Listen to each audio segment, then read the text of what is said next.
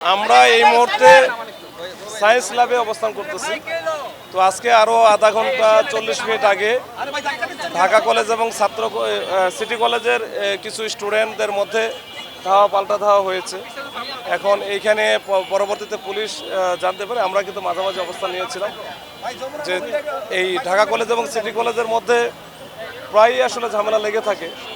এখন এইটা ছোট ছোট বিষয় থেকে এটা বড় ধরনের একটা ঝামেলা তৈরি হয়। আমরা চাই না যে এখানে এই দুই কলেজের এই যে স্টুডেন্টদের কিছু কিছু স্টুডেন্টদের হয়তো ব্যক্তিগত অথবা তাদের দলীয় যে ক্ষোভ বা ঝামেলা হয়, যেমন এইটার যেটা আমি শুনেছি যে গত কয়েকদিন আগে তারা উদ্ভাস কোচিং সেন্টার একসাথে মনে হয় তারা কোচিং করে। এখন ওইখানে কথা কাটাকাটির এক পর্যায়ে হয়তো বা একজন আরেকজনকে চড়থাপ্পড় মারে বা ওই যে আইডি কার্ডগুলো আনছে।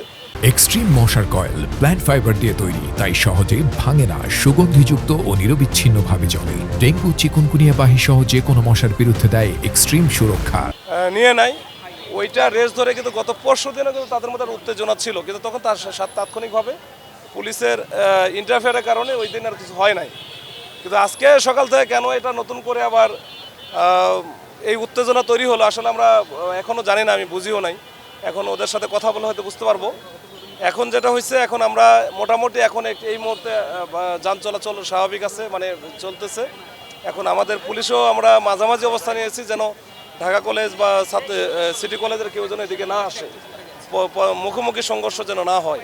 তখন মুখোমুখি সংঘর্ষ হলে একটা অঘটন হওয়ার সম্ভাবনা থাকে। তো আমরা দেখি এর গোড়ায় আমরা হাত দিতে চাই। এর আগে আমরা বসেছিলাম যে কয়েকটা Dhaka college, city college, ideal কলেজের প্রিন্সিপালদের নিয়ে বসেছিলাম। আমরা প্রয়োজন হলে আবারও বসবো। এই গোড়ায় যদি ঠিক না করা যায় তাহলে হয়তো ভাই ছাত্রদের মধ্যে এই অবস্থানটা চলতে থাকবে।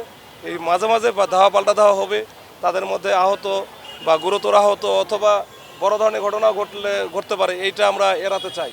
এখন এটা আমি একটু বলেছি।